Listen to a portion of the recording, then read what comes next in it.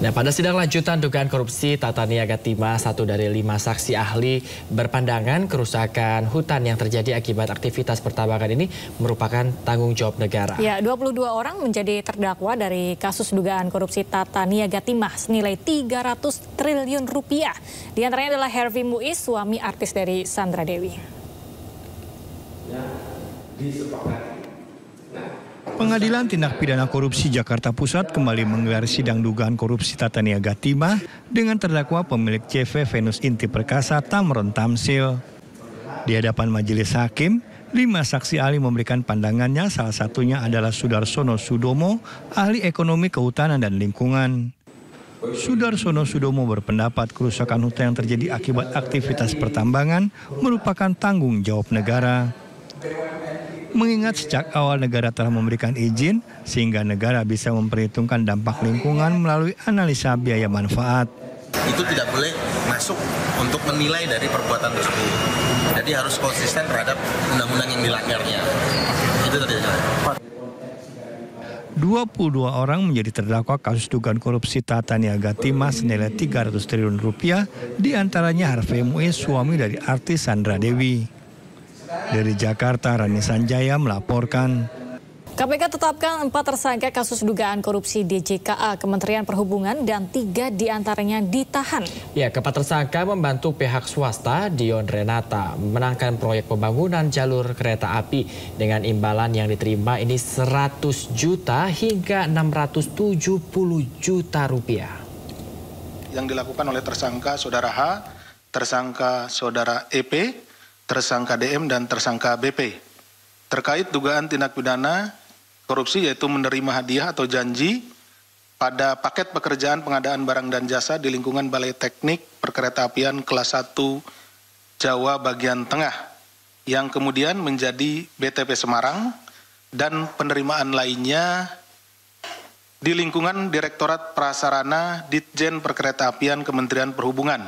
KPK telah memeriksa para tersangka dan sejumlah saksi lainnya, serta telah melakukan penyitaan terhadap barang bukti yang terkait dengan perkara dimaksud.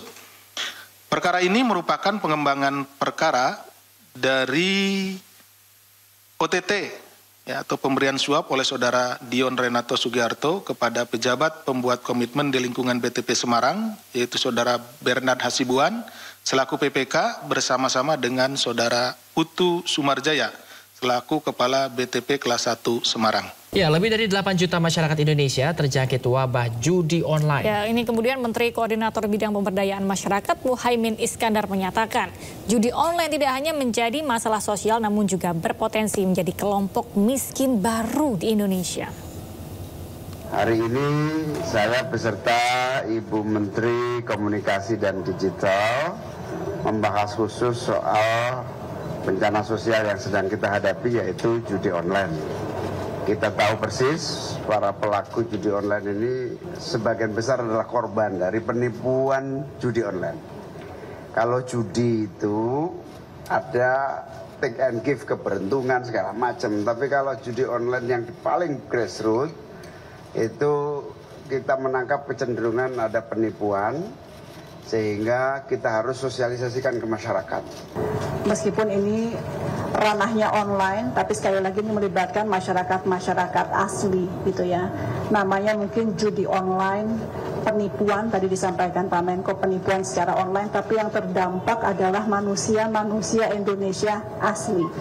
Nah, karena itu kita juga bersama tadi sepakat, terima kasih Pak Menko atas komitmennya, bahwa kita akan menggunakan aset-aset dari Pak Menko yang berupa sumber daya manusia yang luar biasa banyak di berbagai daerah di seluruh desa, untuk juga membantu menggiatkan edukasi ataupun literasi terhadap pemahaman bahwa judi online ini adalah sesungguhnya penipuan secara online.